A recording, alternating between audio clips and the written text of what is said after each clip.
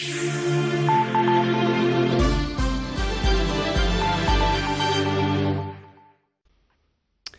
est 7h30 et vous êtes bien sur Grand Lille TV. Merci à toutes et à tous de nous rejoindre. On est ensemble pour ce vendredi 3 novembre et on commence avec cette institution lilloise qui va fermer ses portes ce week-end. Séquence nostalgie. Donc pour commencer, dimanche, le parc des Poussins va disparaître. Il vous reste donc quelques jours pour aller dépenser les jetons que vous gardez encore. Ils ne seront plus valables passé dimanche. Pour les enfants et les moins jeunes qui ont connu ce parc des Poussins, c'est forcément une page qui se tourne. La famille des forains Meunier qui gère ces manèges situés à la Citadelle a perdu l'appel d'offres lancé par la mairie lilloise. Et les propriétaires ne vont pas lâcher l'affaire aussi facilement. Ils ont décidé d'aller devant le tribunal administratif. Mais il va falloir faire vite. Un autre projet est déjà en cours, plus moderne, plus vaste. Plus d'explications avec Idil Gunaï et Brieux Gorchi. Avec son petit train conduit par un gros nounours, le parc des Poussins rappelle beaucoup de souvenirs à bon nombre d'entre nous, beaucoup de souvenirs d'enfance forcément. Eh bien, il fermera ses portes ce dimanche ici sur le Champ de Mars de Lille. Le mois dernier, le conseil municipal a décidé de ne pas reconduire le contrat qu'elle avait avec la famille Meunier qui tenait le parc depuis plus de 30 ans. Une page se tourne donc pour bon nombre de familles.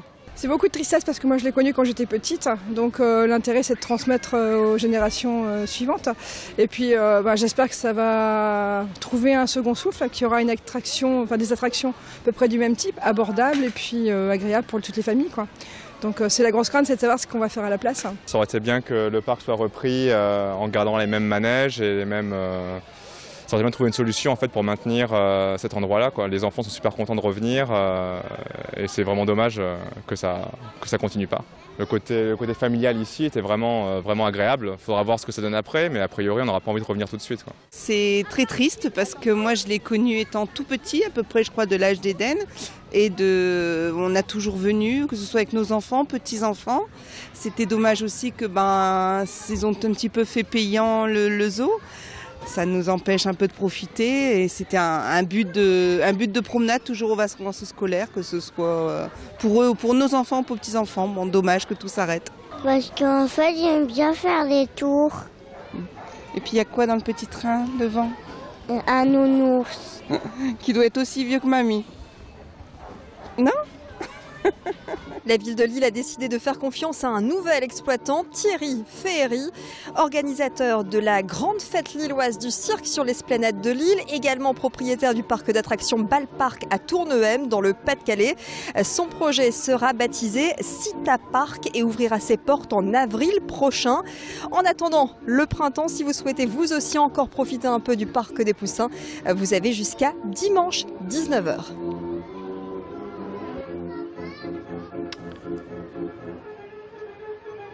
Ils sont quasiment devenus notre quotidien aux grandes dames de la mairie de Lille. Les tags se retrouvent sur de très nombreux murs lillois et aux alentours.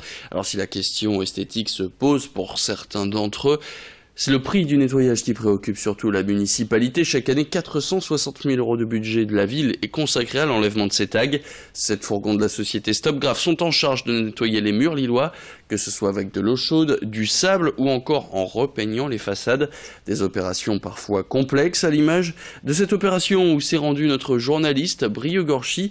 Il y a rencontré Sébastien Duhem, l'adjoint au maire de Lille en charge de la propreté.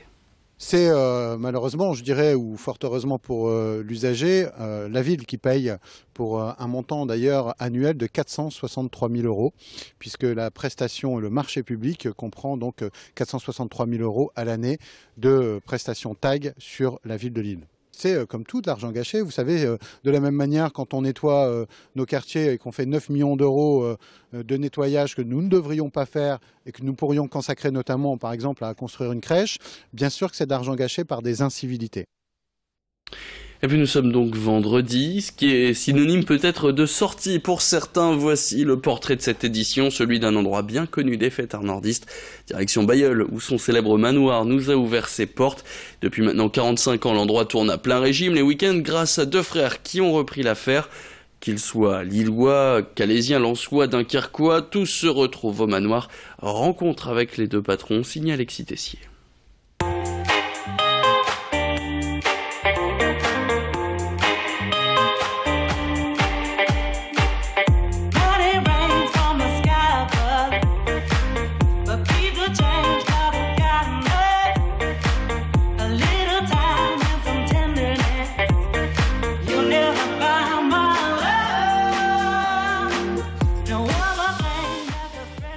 un lieu bien connu des nordistes pour faire la fête, le manoir à Bailleul. Depuis plus de 45 ans, cette boîte de nuit de 700 mètres carrés accueille les fêtards de la région, une affaire qui fonctionne toujours malgré la concurrence de plus en plus grande, grâce à deux frères, Frédéric et Jean-Charles, qui ont repris la discothèque dans les années 90, gérée par leur père et une associée. On n'est pas un complexe, on est une discothèque. À l'époque, on appelait ça les dancing. Donc, car le terme boîte de nuit ne me plaît pas, me convient pas. On est plus discothèque, effectivement. Ici, au manoir, il y a 15 ambiances, une salle, 2 bars. Et ces 15 ambiances touchent directement les clients qui viennent au manoir, quoi. Il y a eu dans les années 90-2000 le développement de plusieurs complexes qui sont bien tenus, qui sont bien gérés, mais je pense que les multisalles dispersent forcément l'ambiance parce qu'on n'arrive pas à créer quelque chose, tandis qu'au manoir, pendant la série années 80, il y a peut-être des gens qui préfèrent la musique actuelle, donc ils boivent un coup, mais ils savent très bien que la musique derrière, électro, va revenir. Du rock, des slows, de la musique actuelle, on danse surtout au manoir. Une variété qui plaît aux clients venus des 4 coins de la région. Ils sont parfois 1000 en une soirée à venir fouler la piste de la discothèque.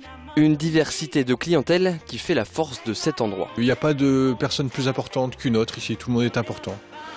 Donc les gens viennent fêter leur anniversaire en famille, avec des amis, en couple, etc. Et tout le monde est le bienvenu, quelle que soit l'origine. Il y a une chaîne de fast-food qui disait « Venez comme vous êtes, ça nous va parfaitement ». Et le manoir sait faire parler de lui. Les dirigeants ont organisé le plus grand Madison de France sur la Grand Place de Bailleul. Plus de 3000 danseurs se sont réunis pour l'événement, un record. Et puis avant de se quitter cette information, en bref, cette intervention spectaculaire hier après-midi sur un chantier de démolition d'immeubles dans le quartier Bois-Blanc. L'ouvrier a travaillé sur une échelle, il a chuté sur le sol du premier étage, mais un étage auquel on ne pouvait pas avoir accès par escalier ou ascenseur. Les secours ont dû faire appel aux grimpes pour secourir l'homme qui souffre d'un bras. C'est la fin de cette édition. Tout de suite sur Grand Lille TV, je vous propose de retrouver vos prévisions météo. Et en ce vendredi 3 novembre, l'information continue. Rendez-vous tout à l'heure à 7h45. Très bonne journée à toutes et à tous.